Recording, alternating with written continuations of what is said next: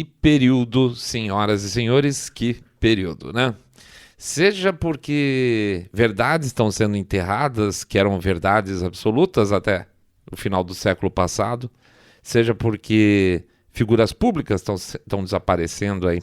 Com exceção dos óbitos, claro, nada é por acaso. O século XX, principalmente, entre os anos 70 e 90, apesar do crescimento, digamos, mais liberal, foi muito marcado de alguma forma, pela vitória do conceito de liberdade, do cada um na sua, da vitória absoluta, acachapante do capitalismo, do início do sonho da internet, que seria aquela estrada sem fronteiras, onde cada um poderia se expressar livremente e ser um participante completamente independente dos grandes movimentos e das grandes corporações, né? Tudo isso aí foi final de 70 e 90 e deu uma certa sensação geral de que as coisas estavam indo bem demais, né? Mas nada disso interessa a partir do momento que parece que virou a chavinha do século XXI.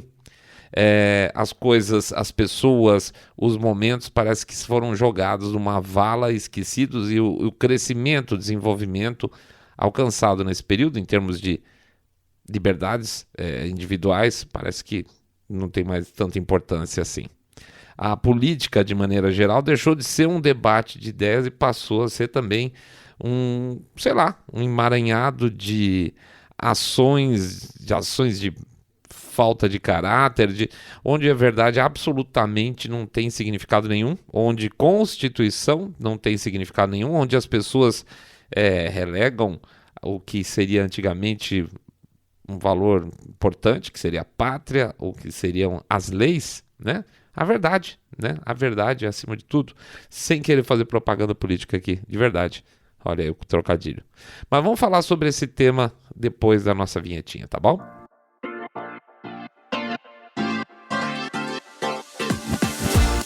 Saindo da bolha. Menos notícia, mais informação para você. O fim do século XX.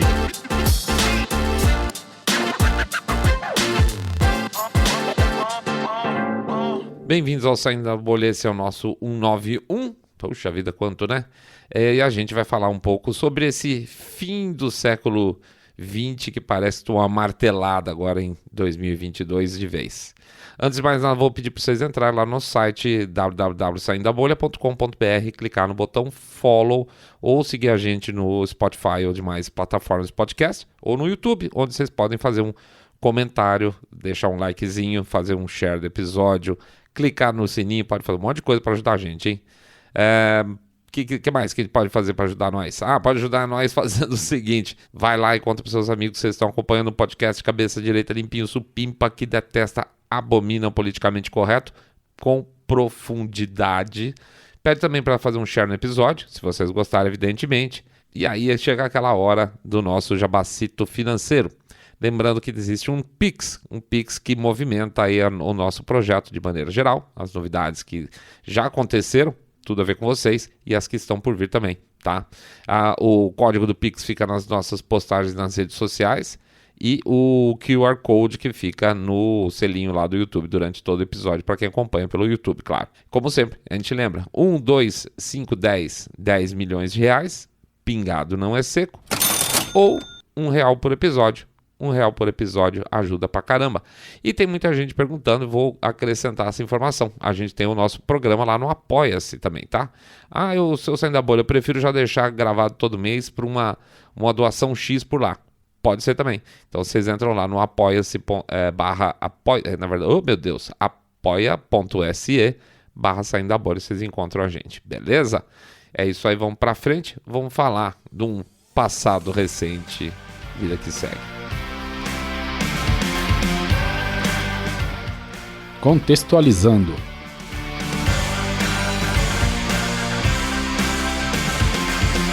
Eu quero dar uma esticada um pouco mais nesse nosso texto de abertura, tá?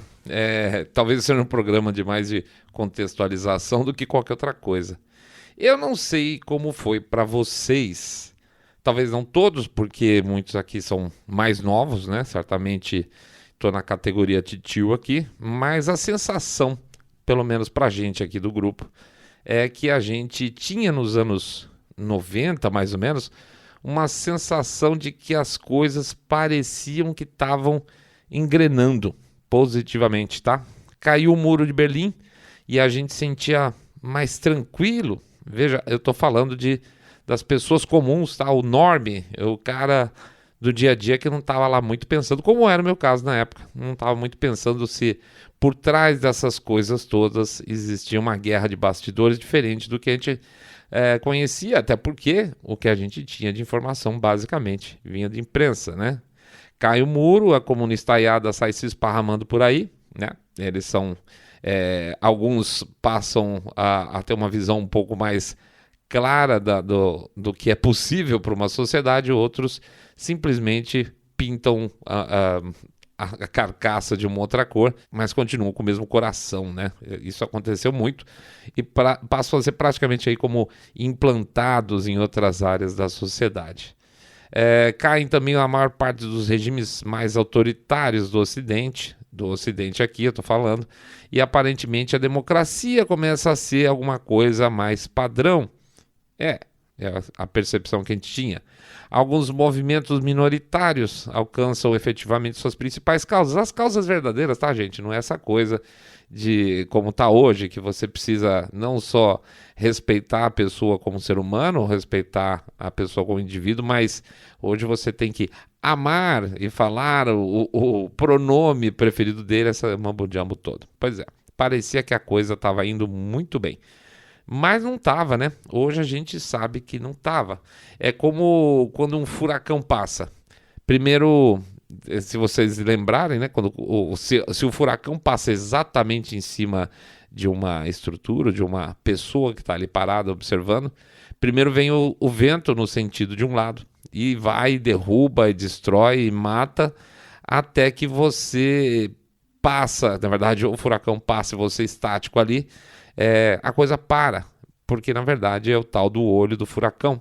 E nesse período do olho, onde você está ali sem movimentação de vento nenhum, parece dizem a coisa mais linda do mundo. Você olha para cima, é céu azul puro, brilhante, uma brisa leve no máximo, até que vem a outra face do furacão, que sopra tudo de novo no sentido contrário, derrubando as estruturas que não foram bem construídas, né?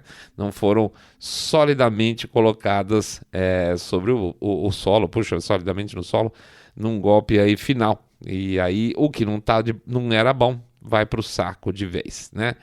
Muita casa tem caído nessa segunda fase aqui do nosso furacão e a gente tem um pouco de saudades, a gente tem a percepção que, na verdade, quem viveu, vamos dizer assim, tinha uma consciência um pouco mais política, tinha um pouco mais consciência de mundo, tinha idade para isso lá para os anos 90, mais ou menos 80.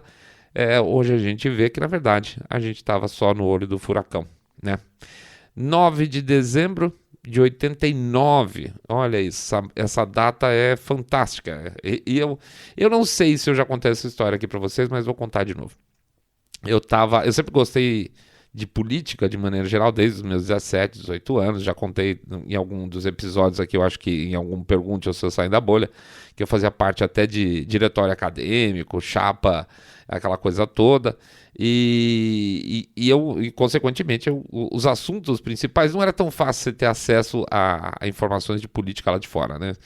Mas tinham grandes movimentos que a gente acompanhava, né? Por exemplo, um dos fatos que me deixou mais frustrado durante toda a minha vida, eu estava indo para aula, eu fui para aula, na verdade, num sábado de manhã, na época que eu fazia publicidade ainda, primeiro eu fiz engenharia, depois fui fazer publicidade. E já nessa segunda fase, já era, vamos dizer assim, era o mais velhinho da turma, né? Estava no segundo curso. E eu cheguei lá e o professor, acho que era aula de estudo de problemas brasileiros, alguma coisa assim. E o professor pediu pra gente se levantar, no sábado de manhã, achei estranho, ficar todo mundo de pé para fazer um minuto de silêncio. Todo mundo levantou e fez um minuto de silêncio, eu não entendi porra nenhuma.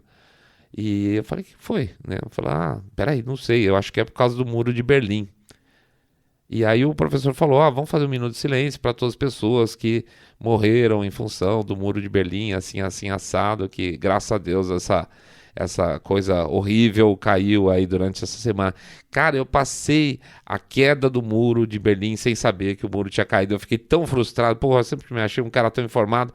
E é interessante, né, porque você vê isso hoje, é uma impossibilidade tão grande você imaginar que você possa ver um fato grande como esse acontecer e só saber 2, 3 dias depois, hoje em dia, é absolutamente louco. A mesma coisa que agora morrer a Rainha Elizabeth, você saber só lá para quarta, quinta-feira, sabe?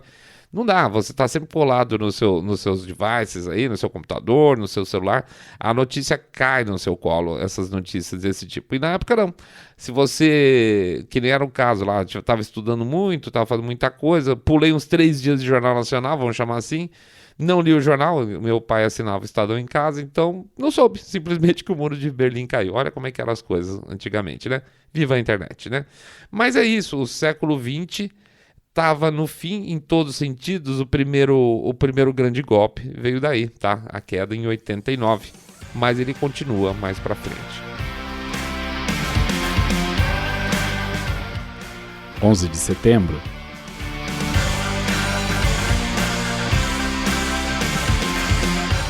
Pois é, uma queda contínua, né? Você não tem apesar do calendário virar, vamos dizer assim, a grande estrutura do século XX foi desmilinguindo aos poucos. Então, primeiro grande caso, esse que a gente fala lá atrás, Muro de Berlim cai em 89, no final, e aí você tem os países começando a se organizar, a Alemanha se unindo novamente, que também não foi imediato, né? Caiu o Muro de Berlim, no dia seguinte as Alemanhas já estavam juntas, também teve o processo.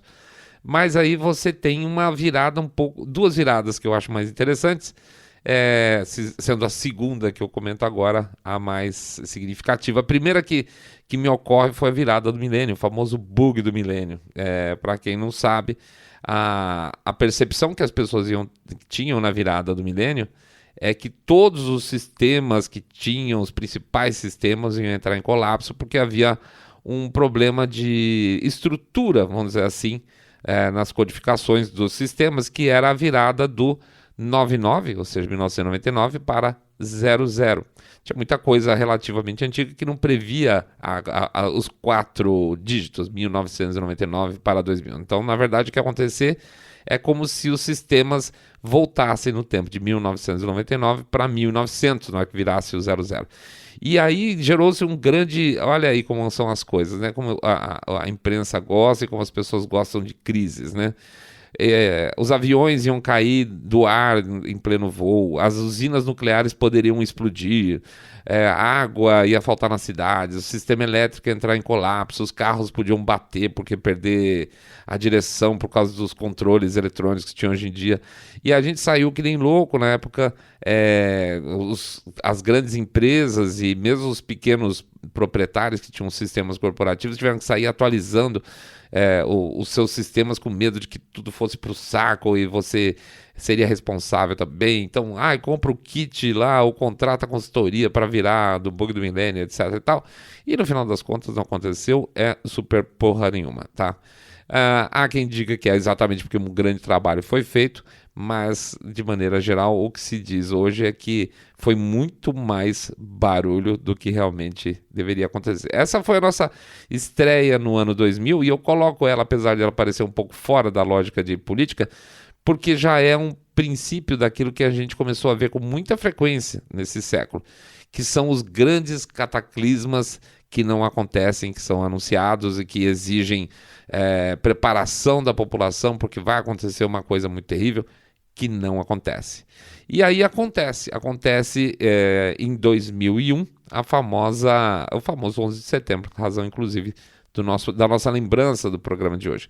O 11 de setembro de 2001 foi uma virada de milênio muito importante. Essa foi mais um passo na direção do fim do século XX. E eu não sou nem um pouco otimista em relação ao que aconteceu aqui lá. Não espere de mim, eu não sou um conspiracionista no sentido de imaginar que os aviões não bateram. Tem um monte de versões de que as Torres Gêmeas foram implodidas e que não é por causa do avião. Existe também a teoria de que isso foi um trabalho interno do governo americano, etc. Existem mil teorias. Eu não entro em nenhuma delas especificamente, apesar de que tem um fato que eu acho interessante. Tem um piloto americano, com um grupo de pilotos, na verdade, que ele dá palestra pelo mundo afora, jurando de pé junto que seria impossível 2 ou 3 pilotos totalmente despreparados, só que fizeram um cursinho rápido ali para pilotar Cessna, né, aviãozinho, conseguir controlar um avião para bater no World Trade Center e principalmente para bater no nível do solo no Pentágono. Realmente é bastante interessante. Mas eu continuo crédulo de que aconteceu de fato, então continuo sendo norme aqui nesse sentido. Tá? Mas, o que aconteceu? Queira ou não, tendo sido provocado ou não, foi uma enorme oportunidade, pela primeira vez também nesse século, para que as grandes elites, e aí representadas pela família Bush e seus adjacentes, para começar a tirar as liberdades individuais dos americanos, tá? Para muitas pessoas, isso é o começo de um planejamento. Não sei se é o começo de um planejamento, mas certamente, isso eu posso garantir para vocês, que foi o primeiro passo para que iniciasse um processo de maneira mais estruturada, onde as pessoas abririam mão das suas liberdades individuais em favor da segurança. E isso passou a ser a tônica de todo o século XXI, tá? Na época foi criado lá, aprovado o famoso Patriotic Act, né? Que aí dava direito ao governo americano fazer uma série de coisas que seria impensável muito tempo atrás, na famosa guerra contra o terrorismo, como, por exemplo, prender pessoas por mais tempo que possível, sem um advogado, sem entrar em contato, juízes especiais que poderiam julgar a permanência de um determinado suspeito por mais tempo do que a lei permite, entrar em comunicações pessoais das pessoas ficou legal também, acessar ligações telefônicas sem ordem judicial explícita, o Departamento de Segurança, Homeland Security lá, passa a ser ampliado de uma maneira absurda, com poderes que fogem da possibilidade de controle do próprio Estado, em um certo sentido, tá? Então você cria, a partir desse 11 de setembro, as raízes daquilo que a gente chama hoje, vamos dizer, o Deep State. Ele já estava lá, as grandes agências de inteligência americanas já estavam lá cutucando o cidadão americano faz algum tempo, mas aí ganhou uma chancela oficial extra, que foi muito importante para eles. Então, 11 de setembro, de alguma forma, passa a ser para as pessoas uma mudança de espírito, vamos chamar assim. As pessoas passaram a acatar de uma maneira muito plácida a ideia de que você pode abrir mão dos seus direitos absolutos em favor da segurança dada pelo Estado, sem que o Estado precise justificar por que ela está tirando as suas liberdades. Eu vou pegar um caso não relacionado com isso, obviamente, mas muito interessante na nossa visão, e que para nós nunca foi suficientemente explicado. Pego aqui do Brasil. No início da pandemia, eu acho que foi lá para julho de 2020, talvez um pouco antes, acho que talvez um pouco antes, né? Não sei a data exatamente, tá, gente?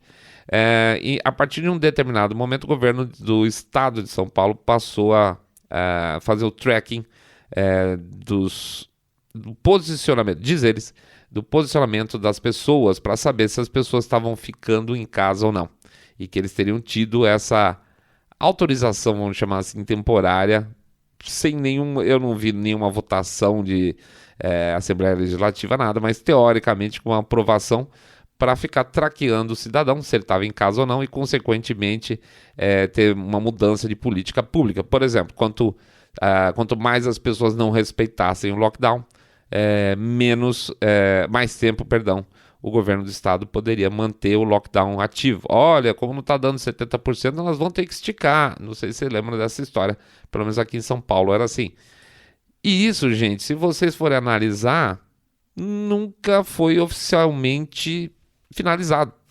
Eu não sei se o governo de São Paulo até hoje tem autorização, minha não tem, certamente não tem, mas se o governo do estado de São Paulo tem ainda autorização de ficar traqueando a minha posição, onde eu tô, para lá e para cá, que isso é absolutamente inaceitável, tá? Eu não sei quanto a vocês, mas eu não quero que uma terceira parte saiba que eu estou em casa hoje ou para onde que eu fui e se eu tenho o mesmo trajeto todo dia. Ninguém tem nada com isso, tá? E quando foi colocado isso na época da pandemia, foi feito por uma, aspas, o quê? Boa causa. Sempre são boas causas, né? O autoritarismo todo, em qualquer momento da humanidade, sempre foi baseado em, aspas, boas causas. Aspas, para a sua segurança, tá? Foi exatamente o que foi feito e eu nunca vi um fechamento sobre isso. Então, esse mood que deixou nas pessoas de que o Estado é bonzinho e que vai sempre proteger a gente, ele olha, às vezes você é cruel com você, mas é para o seu bem, começa muito forte em 11 de setembro lá nos Estados Unidos. E essas coisas geralmente que a gente fala, né? O que acontece lá fora, mais cedo ou mais tarde, acontece aqui também. E já tem acontecido há muito tempo. Então, 11 de setembro de 2001, final do século XX, em vários sentidos, tá? A gente está começando o século XXI já com uma paulada nos nossos direitos individuais. Figurinhas carimbadas.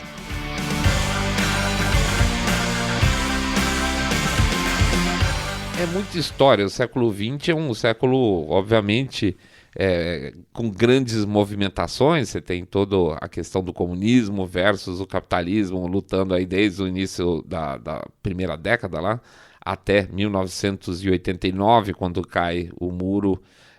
Você tem os Estados Unidos passando a ser efetivamente a grande potência mundial, com a Segunda Guerra principalmente.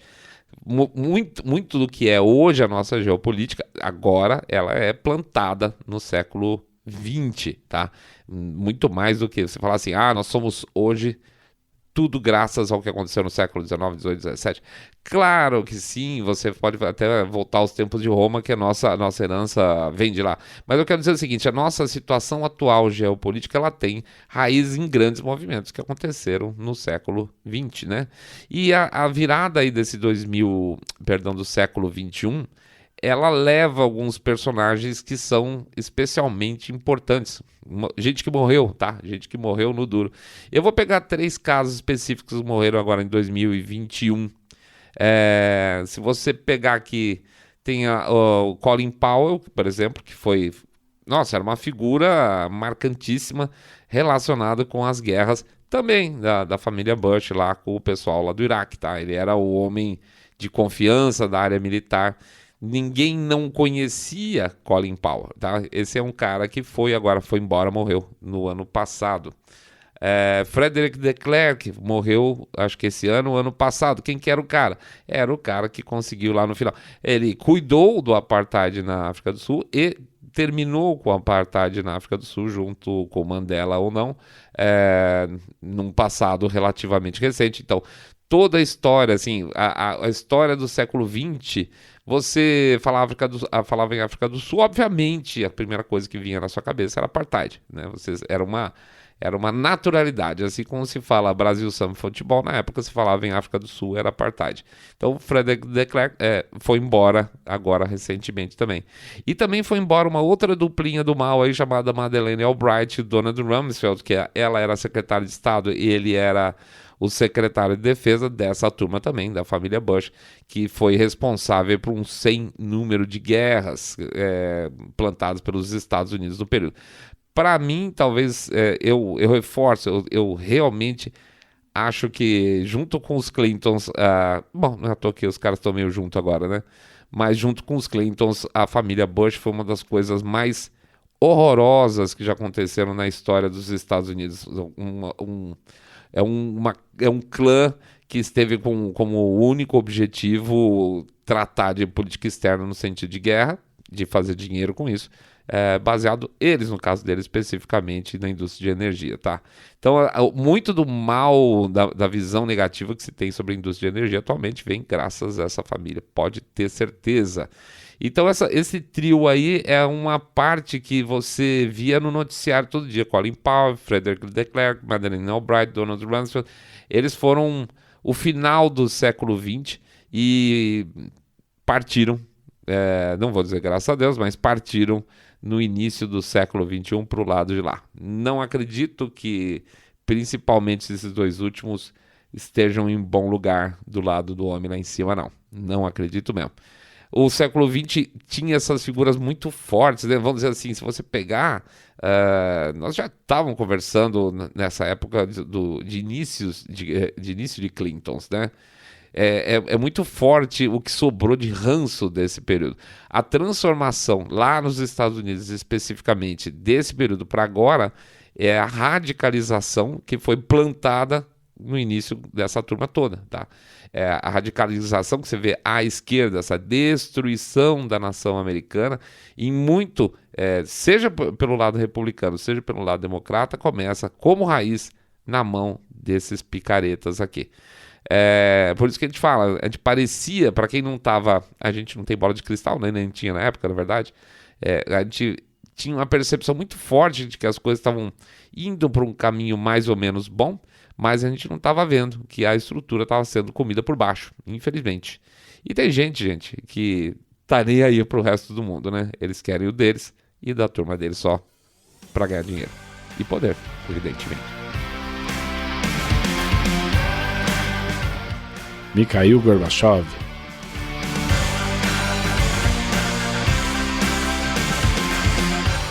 Mas vamos voltar aqui para um espaço mais recente de tempo, né? A gente acaba de ver a passagem também do Mikhail Gorbachev, né? O Mikhail Gorbachev basicamente foi aquilo que a gente lembra do período que eu falhei na época da queda do Muro de Berlim. Ele representa realmente o fim da etapa da União Soviética que a gente conhecia e a transição para uma Rússia muito estranha, porque assim, veja, para qualquer um que tenha a minha idade, talvez mais, talvez não, certamente qualquer pessoa viva virtualmente pensa em União Soviética e não em Rússia. Aliás, às vezes eu ainda falo União Soviética até hoje. O cara ele tinha o perfil daqueles grandes líderes do partido que a gente imaginava que ele ia. Ele tinha o Andropov, eram uns caras, tudo com cara meio parrudo. Ele era um cara um pouco mais, com uma cara mais simpática, por incrível que pareça. Ele tinha o estilão vamos dizer assim, do líder soviético, mas ele tinha uma cara um pouco melhor. Não sei se é hoje uma coisa que é vendida, que a gente acredita, mas não, eu acho que não. E aí, num determinado momento, a pressão do fim começa e explode nas mãos dele. O que se vendeu muito durante muito tempo é o Gorbachev como um cara bonzinho aí que acabou vindo para meio de maneira como Messias, que veio para tirar os russos debaixo da União Soviética e fazer amizade com seus amiguinhos do Ocidente. Obviamente não, né? Obviamente as condições fizeram com que ele chegasse num determinado momento e as opções dele fossem flexibilizar de alguma forma aquilo que estava lá dentro. A pressão era muito grande, a crise econômica era enorme, o Ocidente conseguiu pressionar eles o suficiente para que as coisas num determinado momento não fossem mais possíveis, e ele fez uma migração, vamos dizer assim, capitalista, de uma maneira um pouco mais dentro do que foi possível, diferente do que foi feito na China, onde o controle continua absoluto, mas aquela estruturona soviética, aquela estruturona estatal, com os grandes donos da Rússia, continuou, tá? Na verdade é uma versão um pouco mais capitalista daquilo que era antes. O que se desligou foi o grande planejamento centralizado de alguma forma. Então o Gorbachev, ele simplesmente, na nossa visão, ele foi o cara que estava na mão com uma bomba e a bomba explodiu na mão dele. A bomba foi passando de mão em mão. Se vocês forem lembrar, antes do Gorbachev, a coisa começa lá atrás, em 64, com o Brezhnev. O Brezhnev ficou... Aliás, o Brezhnev é a cara eu vou até comentar com ele. O Brezhnev é a cara do pai do Mr. Way. É muito impressionante. Mas nada a ver. Ele ficou de 64 a 82. Ele ficou bastantão, o Brezhnev, tá? Ele era o perfilzão daquele cara que fica por muito tempo. Quando foi-se embora, morreu lá o Brezhnev, entrou o Andropov. O Andropov, ele ficou 1 ano e pouquinho, tá? Ele ficou 1 ano e pouquinho e morreu, né? Então, assim, você perde tem um período de uma estabilidade de União Soviética longa e entra o Andropov, que tem uma cara meio soturna, assim, morreu-se, tá? Foi muito rápido, a gente sempre ficava muito cismado quando morria esses caras por lá. De lá entrou o Chernenko, e o Chernenko, ele também ficou 1 ano, foi uma coisa rápida e morreu também. Então, a sensação que se tem, claro, bom, o Chernenko saiu, ficou 1 ano, entrou o Gorbachev. O Gorbachev entrou já com a coisa pegando fogo. Então, assim, muito se conversou na época de que tanto o Andropov quanto o Chernenko não tinham resistido à situação e morreram, né? Ou foram morridos, na verdade. Entrou o Gorbachev e botou mais ou menos um pouco de ordem na casa e entregou a oferenda para o santo de vez. Tipo, ó, isso aqui não vai ter jeito não, vão dar uma liberalizada um pouco mais geral, senão vai explodir tudo de vez. Pelo menos a gente mantém algum tipo de controle. Então o Gorbachev, ele é o cara da transição feita de maneira possível. E isso era o que tinha, era o que sobrava para a antiga União Soviética, não tinha mais espaço para nada. Então foi muito importante, é personagem de final de século, porque ele vai lá, ele fica como líder do país de 85 até 91, 89 a queda do Muro de Berlim, né?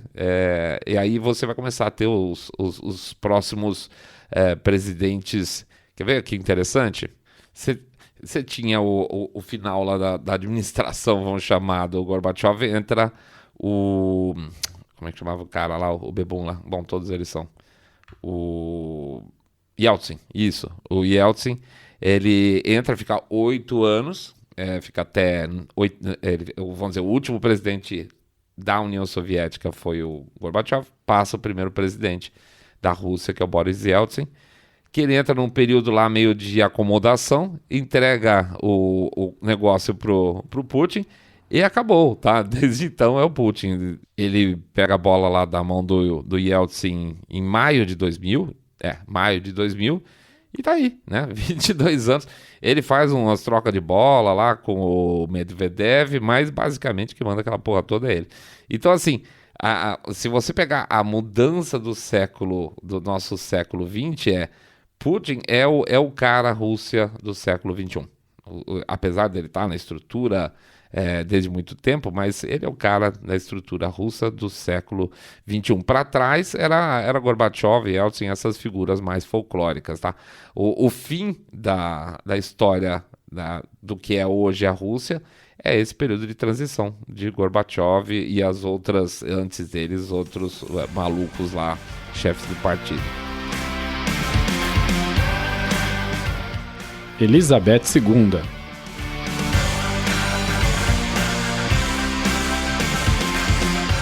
E agora, senhores, morre a dona Elizabeth, né? Eu assim, veja, imagino que deve ter dentro do público gente que acha um absurdo a monarquia, gente que adora a monarquia, que acha que é a melhor solução, mas eu não quero conversar no sentido do sistema lá deles, eu quero pegar sobre a figura dela e a representação dela. E principalmente como é interessante você ver a resposta do público a ela de acordo com o século. Por isso que, assim, pra gente, eu vou pegar um cara que viveu praticamente não, toda a vida sabendo que a Rainha Elizabeth era a Rainha da Inglaterra. Não existia a Rainha da Inglaterra, existia a Rainha Elizabeth, tá? Não ficou 10 anos, entrou outro, ficou 20, entrou outro. Sempre foi. É como se fosse a história da Inglaterra, sempre teve. Por isso tem muita brincadeira, inclusive, dizer que ela é imortal. Ela é imortal porque ela ficou numa posição de comando durante a vida da maior parte das pessoas. A não ser que você tenha mais de 70 anos, aliás, mais de 80 anos, para lembrar de um troço desse, né? Porque você tem que ter uma certa idade para ter algum tipo de memória a respeito do tema. Então você tem que ter mais de 80 anos para pensar assim... antes da Rainha Elizabeth, assim, complicado, né? Muito complicado. Então, assim, basicamente, a Inglaterra era regida pela Elizabeth. Então, tá além da noção que a gente tem de política, normalmente. E isso sempre foi uma coisa considerada natural. Óbvio que existem as pessoas, os antimonarquistas, inclusive na Inglaterra, mas é uma coisa que é vista como parte do mundo, né? Existe água, existe terra, existe o sol, existe o mar, e na Inglaterra é a Rainha Elizabeth. Isso, quando você passa para esse século, para o século XXI, passa a existir um tipo de questionamento diferente. Não é um questionamento de regime político, é um questionamento dentro dessas bumble-jumble identitários que tem hoje em dia. Tanto que você vê o tipo de comemoração que houve de algumas pessoas com relação a ela, são todas ligadas a essa pauta identitária. Eu vi uma militante negra, vamos dizer assim, champion lá de identitarismo lá nos Estados Unidos, comemorando a morte dela, esperando, inclusive, ela tweetou, inclusive, esperando que ela tivesse morrido de uma maneira muito sofrida, com muita dor. Você vê pessoas falando bobagem enorme, falando que ela era culpada da questão da colonização dos povos, etc. Sendo que no período dela, exatamente o pós-guerra, foi um período de descolonização gigantesca. O império, como era antes, ele se dissolveu exatamente a partir de Segunda Guerra, principalmente aí, onde ela estava já tocando pau fazia muito tempo. Então, ela não foi uma rainha colonizadora. Todos os discursos que eu vejo negativos em relação a ela partem de princípios de que ela foi uma coisa que, na verdade, ela não foi, porque as pessoas não sabem mais o que elas estão falando. E aí a gente volta para a questão que a gente estava conversando no começo aí desse episódio. A verdade não importa. As pessoas não têm a menor necessidade de pensar para falar a verdade. Elas vão arranjar um argumento que ajuste a narrativa e aí elas vão poder emitir a opinião que quiser. Por exemplo, que a Rainha Elizabeth é uma grande responsável pela colonização dos países, sendo a Inglaterra uma potência imperialista, né? Que eles gostam da história do imperialista. Então, o que a gente pode falar a respeito? É a quebra do nosso século e a partida agora da Rainha Elizabeth, ela mostra esses dois momentos mentais da nossa sociedade. E ela, por ser uma estrutura, por ela ser um monumento, ela ser uma coisa tão sólida na cabeça das pessoas, ela passa a ser, de certa forma, um alvo preferencial. A morte dela, desse povo bonzinho, de coração grande, que só pensa nos outros, no bem dos outros, que deseja a morte, que deseja que sofra, que deseja que as pessoas percam tudo. É uma coisa muito bonita esse progressismo que a gente tem que conviver no dia a dia, né? Mas essa turma toda, de uma maneira, elas aparecem com muito mais força no século XXI, porque basicamente a função dessa turma toda não é trazer novas ideias, não é fazer um novo tempo, de alguma forma, melhor para todos, mas é destruir para depois ver o que faz no lugar. E a Rainha Elizabeth é isso, na verdade é tentar quebrar. A Rainha Elizabeth é a estrutura básica, ela representava, por ser a rainha há 70 anos, as fundações daquilo que pode ser considerado, de certa forma, conservadorismo. Não dá, né? Para essa turma não dá para considerar nem que isso seja uma questão humana de torcer, pelo menos que a pessoa tenha partido com menos sofrimento e com bastante dignidade. Eu espero que sim, espero que tenha sido uma passagem mais tranquila para ela, e porque nosso papel na vida aqui não é esse. Nosso papel na vida é lutar pelas ideias que a gente acredita e ganhar no argumento aquilo que for possível. Pela morte dos outros, se é que isso é em algum momento aceitável, talvez numa guerra, certamente numa guerra, né? Mas, não, pelo menos da nossa parte, não, aqui não, tá? Então, fica a nossa homenagem, pelo menos a Dona Elizabeth, tá? Que foi mãe aí de muitos britânicos, eu tenho certeza, assim, pelo menos em termos de postura, que ela soube fazer o papel dela perfeitamente. O que vem pela frente, o filhote dela lá, o Carlos III, agora o Charles III, eu não ponho fé nenhuma, para falar bem franco para vocês. Pelo grau de entrada de palpite, de bobagem, de ligações com pessoas que a gente aqui, na verdade, detesta e não acredita nas boas intenções, eu não vejo nada de positivo nesse cara reinando. Espero, inclusive, que ele não dure muito. Quem sabe, não no sentido de morrer, tá? Não tô torcendo pro cara morrer, não. Quem sabe esse cara não renuncia e pelo menos joga na mão dos filhos dele, ou o filho dele que sobrou lá, que ainda tem alguma condição de tocar, tá? Essa é pelo menos a nossa torcida aqui. Com ele, com o Carlos III, A gente acha que boas coisas não virão, não. E, aliás, que complicado, né? Porque agora a Inglaterra entra num período de extrema instabilidade, com ameaças de entrar no meio de uma guerra com a Ucrânia, com crise, saindo ainda em pleno, vamos dizer, desconexão no Brexit, na mão da Liz Truss com o príncipe Charles. Pois é. Vamos ver o que vai dar isso aí. É isso aí, pessoal. Vamos pra frente. Século XX acabou, né? Então vamos lutar com as armas que a gente tem, que são do século XXI. Por exemplo, fazer um podcast. Vamos lá, peço para vocês entrarem no nosso site www.saindabolha.com.br, clicar no botão follow ou seguir a gente nas demais plataformas de podcast, como o Spotify, Podcast Addict, Google Podcast, Apple Podcasts, ou também, por favor, seguir a gente lá no YouTube, dá um likezinho, clica no sininho, faz um comentário, tá? Que a gente agradece pra caramba, ajuda muito nas nossas estatísticas. Pede para dar um share no episódio, para quem está conhecendo agora a gente, por favor, conte que você está acompanhando o podcast Cabeça Direita Limpinho Supimpa, que detesta o politicamente correto, abomina, na verdade, o politicamente correto, e pede também para dar uma passada no site lá do nosso livro, nosso e-book, o Treler, www.treler.com.br, www.treler.com.br. Dá uma olhada lá na landing page, a gente explica bastante já do que a gente fala, eu tenho certeza que vocês vão gostar. O que mais? A gente pede também para vocês considerarem o famoso Pix, tá? O Pix é o nosso combustível. Não deixem o Saindo da Bolha ficar aqui na Europa sem combustível. O código do episódio, o código do Pix fica lá nas nossas postagens da rede social e o QR Code fica na telinha lá do YouTube, lá no selinho do YouTube, tá? 1, 2, 5, 10 milhões de reais. Qualquer coisa. Pingado não é seco. Ou, como fazem alguns colegas nossos aí, R$1 por episódio. R$1 por episódio ajuda pra caramba.